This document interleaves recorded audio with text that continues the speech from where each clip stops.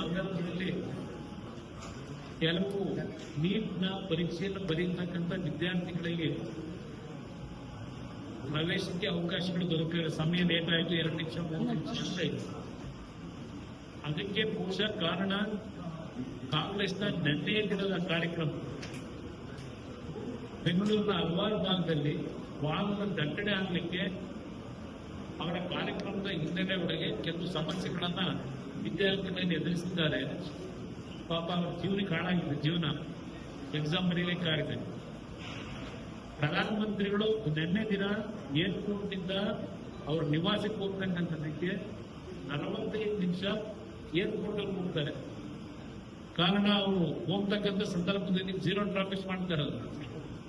ಮಕ್ಕಳಿಗೆ ತೊಂದರೆ ಆಗಬಾರದು ಅಂತ ಹೇಳಿ ಆ ಸಮಯದಲ್ಲಿ 45 ನಿಮಿಷ ಏರ್ಪೋರ್ಟ್ ಅಲ್ಲಿ ಕೂರ್ತಕ್ಕಂಥ ತೀರ್ಮಾನ ಏನ್ ಮಾಡ್ತಾರೆ. ಅದು ಒಬ್ಬ ಜನಪ್ರತಿನಿಧಿಗೆ ಇರಬೇಕಾದಂತ ಮುಂಜಾಗ್ರತೆ ಕ್ರಮ ಯಾವತ್ತೂ ತಗೋಬೇಕು ನಾವು ಅಂತಕ್ಕಂಥದ್ದು ಅವರ ನಡವಳಿಕೆ ಏನಿದೆ ಅದನ್ನ ನಾನು ತಿಳ್ಕೊಂಡು ಸರಿಪಡಿಸ್ಕೊಳ್ಳಿ ಅಂತ ಹೇಳಿಕ್ ಬಯಸ್ತೀನಿ.